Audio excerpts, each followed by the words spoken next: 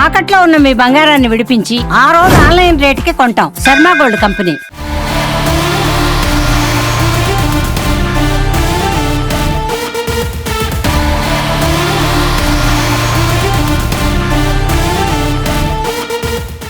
Yes, Siddhu super talented youngster.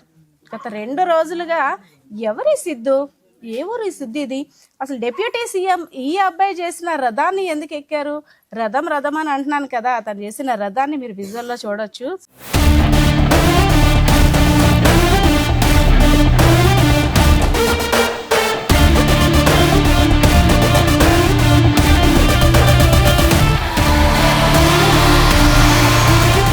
So తను ముద్దుగా పెట్టుకున్న పేరు సో యంగ్స్టర్ సిద్ధు. ఇప్పుడు ప్రతి ఒక్కరికి కూడా ఒక ఇన్స్పిరేషన్.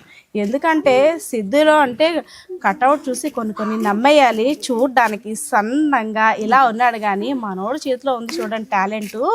ఆ బుర్రకి పదును పెడితే ఎలాంటి ఆవిష్కరణలు ఆవిష్కృతం అవుతాయో కూడా చేసి చూపించాడు. శభాష్ అనిపించాడు సిద్ధు.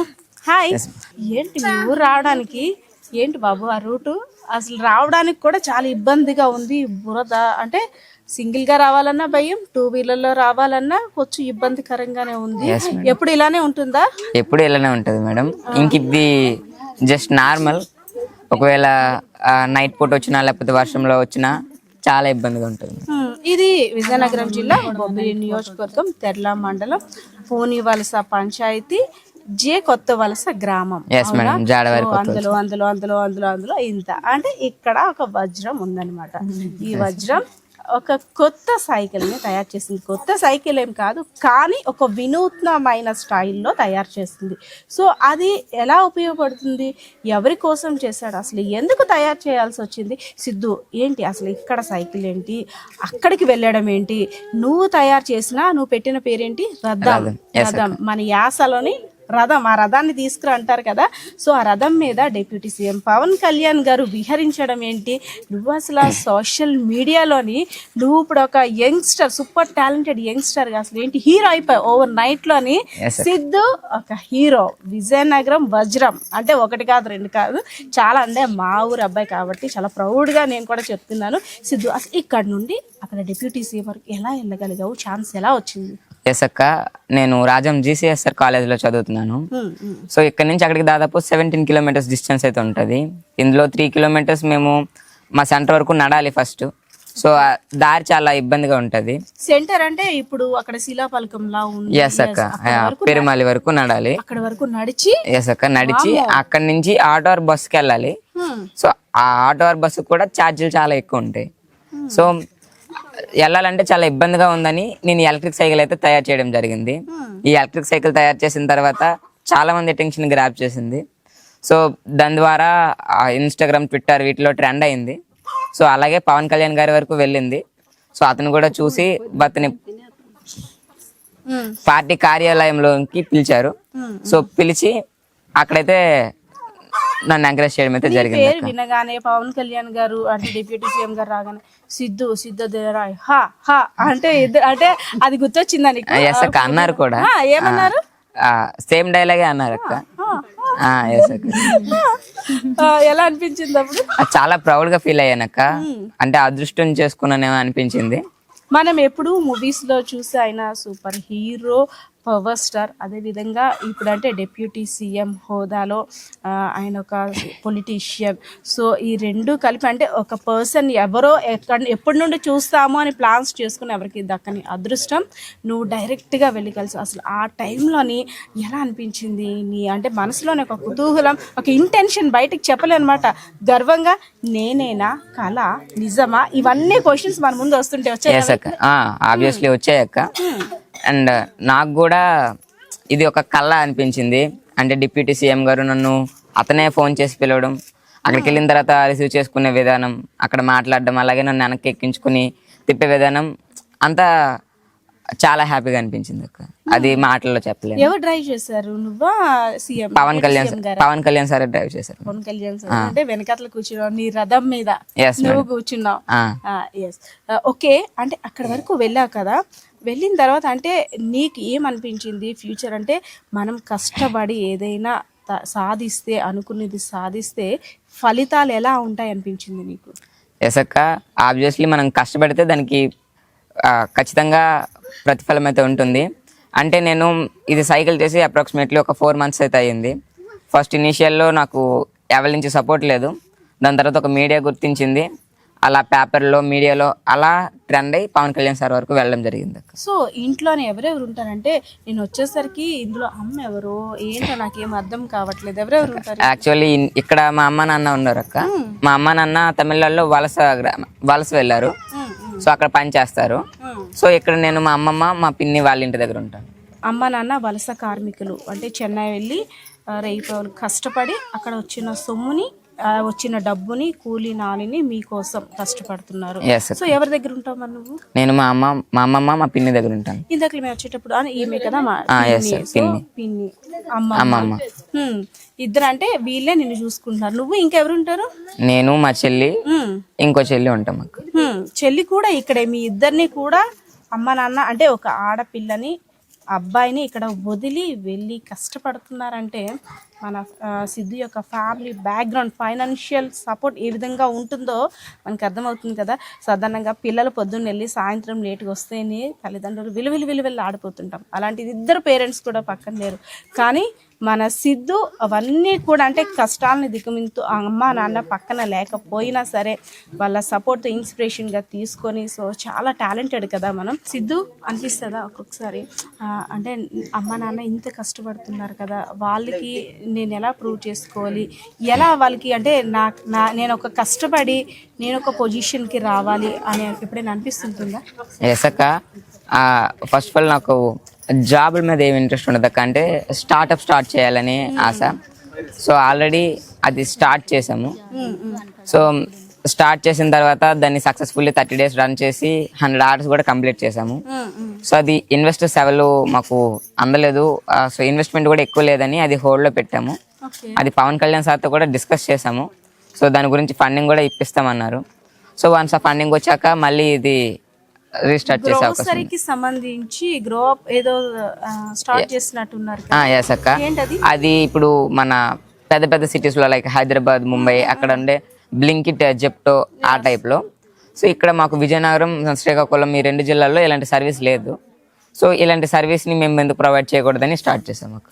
అంటే చదువుతో పాటు మనం ఈ వర్క్ కూడా చేసుకుంటే పేరెంట్స్ మీద బర్డెన్ పడదు. మనం ఒక స్టార్ట్ చేసి చాలా మందికి ఎంప్లాయ్మెంట్ జనరేట్ చేయొచ్చు అనే ఉద్దేశం. ఈ స్కూటర్ అంటే నీ రథం, స్కూటర్ సైకిల్ ఇవన్నీ కాదు, రథం. ఈ రథాన్ని తయారు చేయడానికి అసలు ఎంత ఇన్వెస్ట్మెంట్ పెట్టావు? రేపు ఎవరైనా సరే అంటే ఇది తయారు చేయాలంటే సో సింపుల్ గా ఎంత పట్టుకుంటే ఎంత బడ్జెట్ తోటి కంప్లీట్ అవుతుంది? సో కెపాసిటీ ఏంటి? నా సైకిల్ గురించి చెప్పాలంటే అక్క, ఇది దాదాపు ఒకసారి ఛార్జ్ చేస్తే దాదాపు 80 kilometers వెళ్తుంది. అలాగే ఇందులో టాప్ స్పీడ్ వచ్చేసి 45 to 50 km/h ఉంటుంది. అండ్ దీనికి కేవలం 6 రూపాయలు మాత్రమే ఛార్జింగ్ అవుద్ది. సో ఇలాంటి ఒక వేరియంట్ చేయాలంటే మనకి కేవలం 35,000 ఉంటే సరిపోద్ది అక్క. అదే 35,000 డైలీ 6 rupees ఖర్చు అవుతుంది. అదే నార్మల్ గా మనం ఇక్కడ నుండి ఆటోకి వెళ్ళాలి అంటే నీ కాలేజ్ డిస్టెన్స్ బట్టి నువ్వు 6 rupees అవుతుందని చెప్పి మనం ఆటోలో వెళ్ళాలంటే ఎంత అవుతుంది? ఆటో గానీ ఏదైనా ఫ్యూయల్ తో పెట్రోల్ తో? ఎస్ అక్క, ఆటోతో వెళ్ళాలంటే ఫస్ట్ మేము ఇనీషియల్ గా నడిచిన తర్వాత కూడా మాకు 60 rupees ఛార్జ్ అవుద్ది. 60 rupees పర్ డేకి. ఎస్ అక్క, 10 times కదా, 10 times. సో సిస్టర్స్ అంతా కూడాను, మీ సిస్టర్స్ని చూస్తే నీకు ఏమనిపిస్తుంది అంటే చాలామంది అమ్మాయిలు ఉన్నారు ఊర్లోని. నువ్వు ఇక్కడ చూస్తే పరిస్థితి వర్షం వచ్చిన ఈవెన్ లైట్ ఫెయిల్యూర్ అయినా అబ్బాయిలు అంటే ఎలాగో లిఫ్ట్ అడుగో ఎలా ఒకలా వచ్చేస్తారు. కానీ అమ్మాయిల పరిస్థితి చూస్తే ఇలా అనిపిస్తుంది. ఏంటి అసలు అంటే దీనికి సొల్యూషన్ ఏంటి? దీనికి సొల్యూషన్ అంటే అక్క, first of all roads infrastructure బాగుండాలి. అలాగే మాకు ట్రాన్స్పోర్ట్ ఫెసిలిటీస్ కూడా ఏం లేవు. సో ట్రాన్స్పోర్ట్ ఫెసిలిటీస్ అట్లీస్ట్ మినిమంలో అయినా ఉండాలి. అండ్ అలాగే ప్రతి ఒక్క వ్యక్తి దగ్గర అదే స్కూల్ ఆర్ కాలేజ్కి వెళ్ళే వ్యక్తి దగ్గర ఒక బైక్ విషయం పక్కన పెడితే అట్లీస్ట్ ఒక సైకిల్ అయినా ఉండాలి. సో అది ఎలక్ట్రిక్ సైకిల్ అయితే ఇంకా మంచిది. ఎందుకు నువ్వు అనేటట్టు ఎలక్ట్రికల్ సైకిల్ ఓకే, కానీ ప్రతి ఒక్కరం కూడా ఒక లగ్జరియస్ లైఫ్ కి అలవాటు పడిపోతున్నాము. డబ్బులు ఎంత ఖర్చు అవుతున్నాయో చూడట్లేదు. అంటే మనం కష్టపడితే ఇంకా సరికొత్తగా ఆలోచించవచ్చు అనే ఆలోచన ఎందుకు రావట్లేదు లగ్జరీ లైఫ్ కి? ఇప్పుడు నేను ఎగ్జాంపుల్ గా తీసుకుందాం, మొబైల్ చేతిలో ఉంది, నువ్వు అంటే యంగ్స్టర్, యువర్ టీనేజ్ బాయ్, కానీ ఈ టైంలోని ఒక 10 to 20% పిల్లలు ఎడ్యుకేషన్ మీద, అదేవిధంగా గోల్స్ మీద కాన్సన్ట్రేషన్ పెడితే, కొంతమంది మొబైల్ని యూస్ చేయడం, మొబైల్కి అడిక్ట్ అయ్యి అదర్ యాక్టివిటీస్కి అడిక్ట్ అవ్వడం వల్ల, సో సోషల్ మీడియాని యూస్ చేసుకోవడం వల్ల అసలు యూజ్ ఉందా లేదా అంటావా? సోషల్ మీడియా ఎంతవరకు ప్రభావితం చేస్తుంది నీలాంటి యంగ్స్టర్స్? సోషల్ మీడియాలో మనం గ్రాప్ చేసే, అదే మన అటెన్షన్ గ్రాప్ చేసే వాటిపైన ఆధారపడి ఉంటుంది అక్క. అంటే మనం మన ఫీల్డ్లో ఏం చూస్తామో మన లైఫ్లో కూడా అలాగే ఉంటుంది.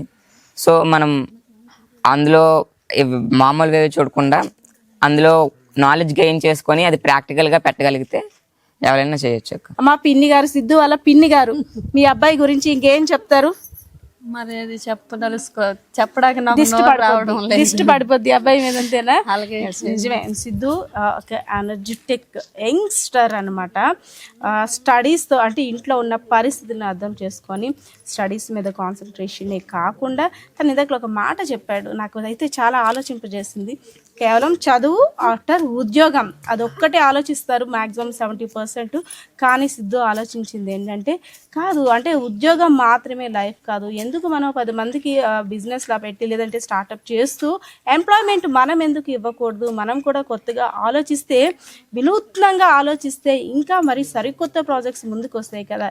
యూత్ అంతా కూడా ఎందుకు దృష్టి పెట్టలేకపోతారని అదొక మాట అయితే మాత్రం నాకు ఆలోచింపజేస్తుంది. 10th ఇంటర్మీడియట్ ఇంజనీరింగ్ వచ్చేసరికి ఒకలాంటి ఫీల్డ్లోకి వెళ్ళిపోతారు యూత్ అంతా కూడా. దువ్విన తలనే దువ్వడం అర్థం వదలక. నిజమేనా అది? కాకపోతే మనకు ఒక దీని మీద ప్యాషన్ ఉంటే అవేమి ఉండవు అక్క. సో మనం ఏం చేయాలనుకుంటే, మనం ఏం చేయాలని చూస్తే అది చేయగలిగితే చాలు. ఓకే, ఇంకా అంటే నేను ఇంక ఇది సాధించాలి అని ఇంకా నెక్స్ట్ ప్రాజెక్ట్ ఏంటుంది? ఇంకా తర్వాత మేము దేనికోసం రావాలి ఇంటర్వ్యూకి చెప్పి? ఎస్ అక్క, ఆల్రెడీ మేము నేషనల్కి హ్యాకథాన్ అని ఒక ఫీల్డ్లో మేమైతే స్టార్ట్అప్ దీంట్లో అయితే అప్లై చేసాము. ఆ నేషనల్స్ ఈ July 17th ఉంటాయి. 17th అప్లై అవుద్ది. సో అక్కడికి మేము ఒక ప్రాజెక్ట్ తీసుకెళ్తున్నాం. అదేంటంటే ఒక ఈవీ వెహికల్లో దాదాపు 40 to 50% వచ్చేసి ఓన్లీ బ్యాటరీ కాస్ట్ ఉంటుంది. సో ఆ బ్యాటరీని ఎలిమినేట్ చేస్తూ ఒక న్యూ ఇన్వెన్షన్ అక్క, అంటే అది డైనమో జనరేటర్ అంటారు.